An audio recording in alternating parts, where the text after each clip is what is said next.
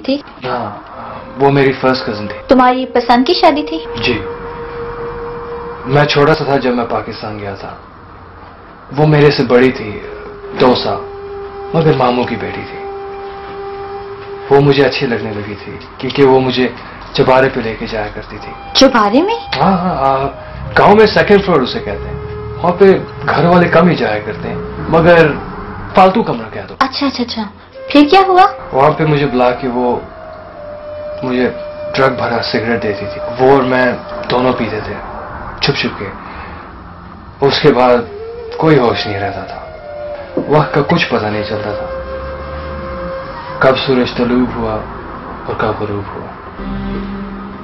ये प्यार की दुनिया अलग ही दुनिया होती है। फिर एक दिन मेरी शादी का दिन था, मेरे खुशियों की इम्तिहान आ थी। और वो भी खुश थी?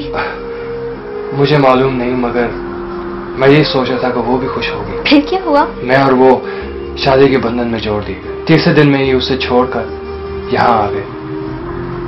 मेरे माँ बाप की खुशियों का कोई ठिकाना ना था। मकान मेरे नाम था, कागजात बनाए और विदिन अ मंथ यहाँ ले आए। अभी साल ही हुआ था तो हमारे यहाँ बेटा पैदा हो गया। दूसरा साल बहुत ही मुश्किल से गुजरा। वो गाड़ी चलाना और इंग्लिश बोलना सीख चुकी थी। वो अक्सर अपनी सहेलियों के यहाँ रहती थी।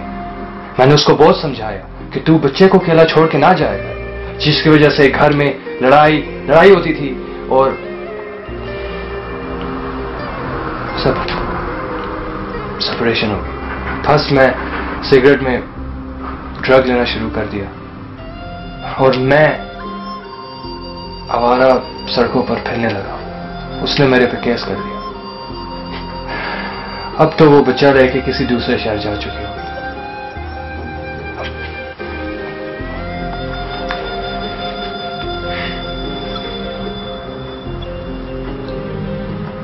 ये मेरे बच्चे की तस्वीर है जब वो 1 साल का था। मैं इसको देख सकती हूँ प्लीज?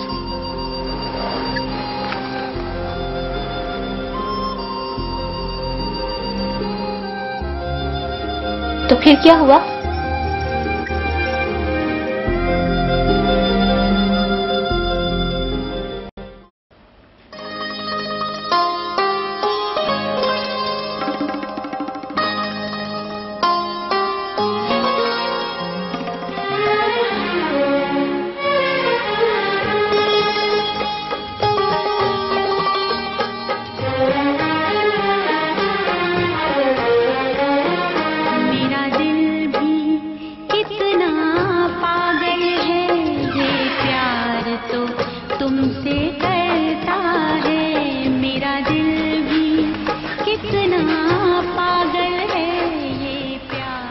अच्छा, तो तुम यहाँ हो?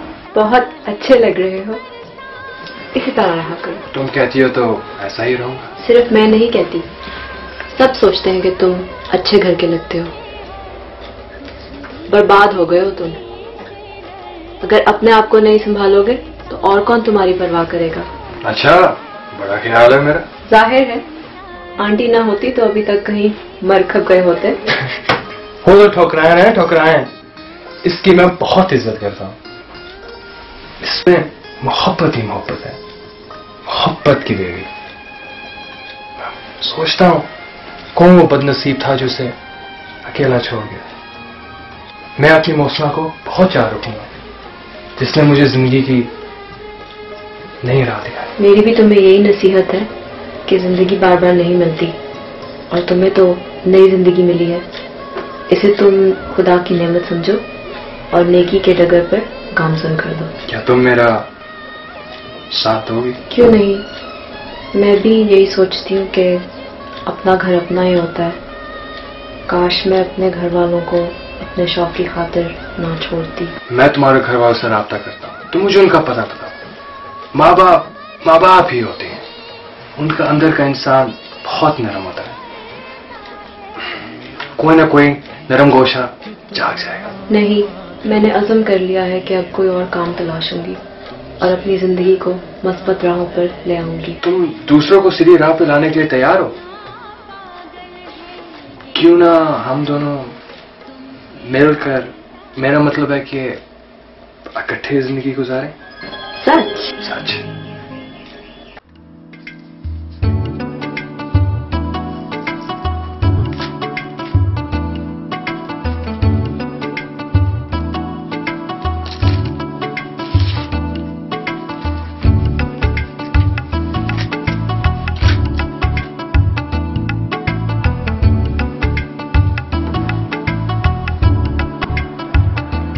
मैडम, मैं आया था आपको थैंक यू बोलने के लिए, क्योंकि आपके घर से फ्यूचर छपा था दरख्त पर, वो मेरा लड़का था। उसकी आपने जान भी बचाई और शादी भी करके दे दिया। मैं बहुत थैंक्सफुल हूँ।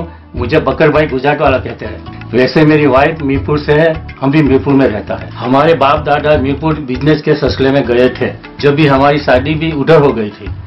मैडम, आपका ताल्लुक कहाँ से है? मेरा मतलब पाकिस्तान से है। आपका घर किधर है? औरत का कोई घर नहीं होता, वो इसकी चार दीवारी में कैद पंछी की तरह है, जिसमें वो छुपकर जिंदगी तो गुजार सकती है मगर उसकी मालका नहीं हो सकती।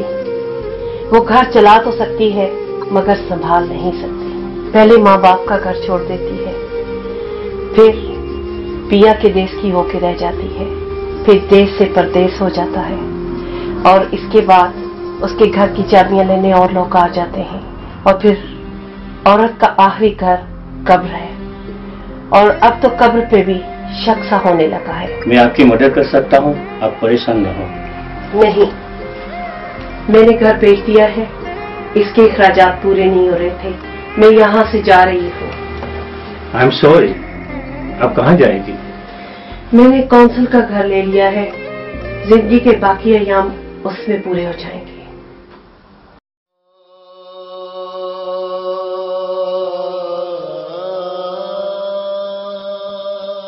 औरत जो बचपन से लेकर जवानी और फिर बुढ़ापे तक घरौंदों की उम्र से लेकर घर बनाने का ख्वाब देखती चली आई है, वो घर को कभी अपना मस्कन नहीं बना सकती।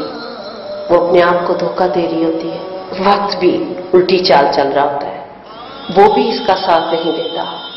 इसी फरेब के खेल में जिंदगी गुजर जाती है। हर कोई अपना अपना मतलब हार करके निकल जाता है। मैं भी एक ऐसी औरत हूँ जो लोगों की मदद करके समझती रही कि शायद वो मेरा साथ देंगे, मगर ऐसा हरगिज़ नहीं हुआ।